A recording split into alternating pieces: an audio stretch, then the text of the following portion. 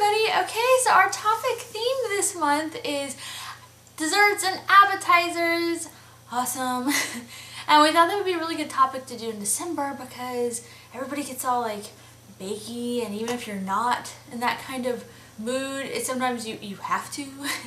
But we were going to kind of approach it maybe, obviously from the aspect of the purpose of this channel, which is about surviving toddlerhood, and so we want to kind of approach it through how we do this stuff with maybe our toddlers, our like young little kids. So what I did, well actually we do a lot of baking and things like that, and I try to get Grayson involved. Sophie is 3 now, and so she's technically no longer a toddler, but I did this stuff with her before she turned 3 in September, and so, then Grayson is a younger toddler, and so it's kind of cool to see the differences between new toddler, older toddler, and what you can do. But the one thing I think is really cool about baking around this time of year is that, well, one, you have an excuse. It's like something to do that it just happens to coincide with the holidays. It's just like people tend to bake more and things like that. I think it's a really good opportunity to have it's kind of like it puts before you an opportunity and a fun, thing to do with your kid, with your toddler. And so that's why I like it. I'm always like, it's Christmas. Well, that means let's bake some gingerbread cookies, or, frost some Christmas sugar cookies or whatever, you know what I mean? And it's fun. You can get them involved too, because the one thing I've noticed with my children and then with other toddlers, I used to teach at a child development center, so I worked with the young kids, the little ones, and so I've been around a lot of toddlers, and they seem to all really be interested, at least in some way, in kitchen type things. And so yeah, and so what I do is, here's my example for this month, is that we made, instead of just making your typical gingerbread men, I found a kit and we made these gingerbread men cake pops. And so it wasn't just normal gingerbread men, we actually made gingerbread men, but then we made them into cake balls, so basically it was just a really fun craft that involved baking gingerbread and then mixing the gingerbread with the frosting, and then shaping the frosting into gingerbread man shape. We used a cookie cutter, then we got them stuck on the sticks, and then we melted chocolate and we decorated them. We actually had like a gingerbread kind of candy melt and put that, dipped them in that and then decorated them, and it was really fun. And they didn't turn out super pretty or cute because I let Sophie do it mostly. And then, Grayson helped too. I let him help whenever you are making cake balls. Like, you take the cake and you crumble it and you mix in the frosting, and it's really messy and you get your hands dirty, and I let Grayson do that, and he thought that was really cool. So that's our specific thing that we did.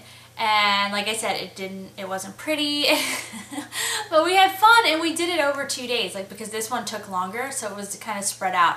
And now, Sophie's really interested in baking, really interested. Every day she's like, can we make a gingerbread house? Can we make sugar cookies? Can we do this? Can we do that? And Grayson knows when I pull out the little stepladder, he knows we're going to bake something, and he wants to get involved too. And he's just 16 months, and he's already like, ooh, what's happening? And the one thing that I think is cool about baking is that it's really easy to kind of incorporate some learning into that, and I'm all about the real world learning. And so I, try to teach Sophie about measurements. Sophie, like I said, this is before she even turned 3, so when she was still a toddler, we were already working on her recognizing words. So on the back of boxes, repetitive words, like sight words. And it's not really reading, but it helps them learn how to read. When they memorize the word, cake, it's going to help them learn how to read better. So, and also counting, counting the eggs, in this case we counted the gingerbread men, and I also count them with Grayson. He's a little young, but it'll get in there, it'll sink in, so it's kind of a cool opportunity to do that while we're having fun. You're probably going to see a lot of different specific recipes, and then how people incorporated doing those with their toddlers. But I just wanted to make sure in my video to point out not just the specific recipe that we did, the specific thing. I really wanted my video to be more about the fact that it's a perfect excuse, opportunity, whatever you want to look at it, to be like, let's do something fun with the kids that they can actually learn a little bit about, but also just have fun. like I said, my younger toddler, it's like he could just do some of the messy parts, throw in some sprinkles.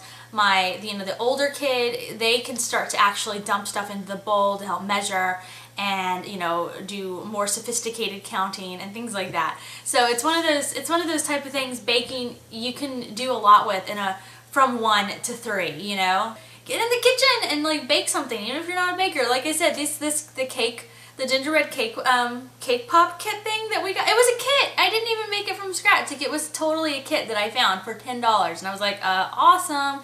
So, and then, here's another tip. So I really have been wanting to do gingerbread houses, and I know you can buy the gingerbread house kits. I've bought them before, and I know you can do the graham cracker thing, which is super cute, where you make the gingerbread house with graham crackers. I think we've all done that when we were in school. I did that when I was little. But I didn't want to do that. I wanted to do like real gingerbread, but I wanted it to taste good because a lot of times they taste kind of crappy. And so I was looking for a recipe. No one really had one for me. I found one online that I want to try. But then I was like, you know what? This is getting crazy. So we were out, and at a little home goods store, I found this gingerbread house mold, like this cake pan mold.